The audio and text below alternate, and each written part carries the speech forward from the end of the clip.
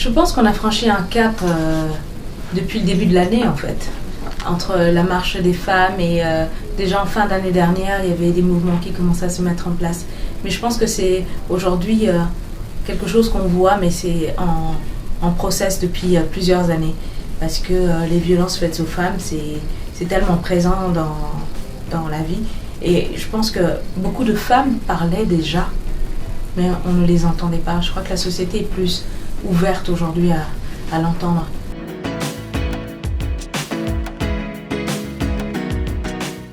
Moi, je suis pour tout ce qui donne une plateforme à des femmes pour pouvoir s'exprimer. Quand une personne est victime de violences, d'agressions sexuelles ou de violences domestiques, je pense que c'est extrêmement important qu'on lui facilite la parole parce que c'est très difficile de parler.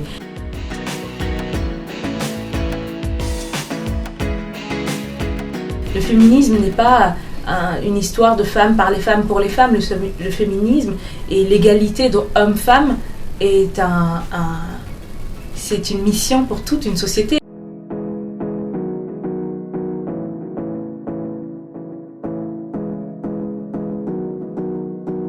Quand on se retrouve dans cette situation-là, c'est extrêmement difficile de le faire parce qu'on n'est pas en mesure de le faire psychologiquement.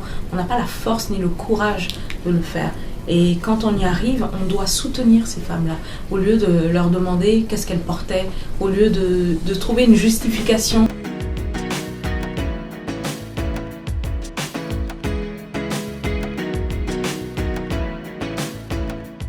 C'est un lieu où les femmes sont accompagnées, que ce soit médicalement, psychologiquement. Elles sont vraiment guidées vers les différentes solutions qu'elles ont. Et surtout, ce qui est très important, c'est que la Maison des femmes est sur l'hôpital de Saint-Denis, mais elle a une entrée bien à elle. Donc les femmes n'ont pas à passer par tout un système. Elles viennent, elles sonnent à la Maison des femmes, elles se présentent et peu importe qui tu es, on va t'accueillir. Par que maintenant, la Maison des femmes est devenue trop petite. C'est pour ça qu'on a lancé la campagne GoFundMe pour récolter des fonds pour pouvoir l'agrandir parce que les sages-femmes n'ont plus assez d'espace. Il y a trop de demandes. Il y a trop de demandes, malheureusement.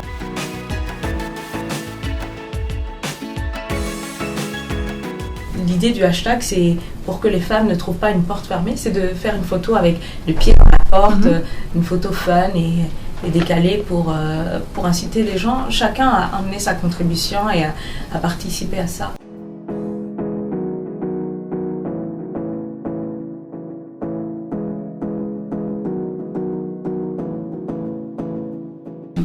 Je ne suis pas sûre qu'on s'en remet, on se reconstruit, mais je pense que c'est quelque chose qu'on n'oublie pas et qui fait partie personnellement, ça fait partie de moi, de mon histoire, donc je ne peux pas la gommer. Pour moi, la chirurgie réparatrice a été salvatrice. Ça m'a vraiment donné un coup de boost incroyable parce que je pensais que j'étais moins bien que les autres femmes parce que je n'étais pas complètement femme. On m'avait enlevé le symbole de ma féminité. Et c'est justement ça le but de l'excision. C'est d'enlever à la femme la possibilité d'être autre chose que reproductrice qui fait des enfants. Et le fait d'avoir récupéré ça, personnellement, ça m'a donné des ailes. Je me suis dit que je peux absolument tout faire maintenant que j'ai tout. Et c'est très important, même pour celles qui ne veulent pas faire la réparation, qui ont subi l'excision, qui ne veulent pas se faire réparer. C'est important d'avoir un suivi psychologique quand elles en ressentent le besoin.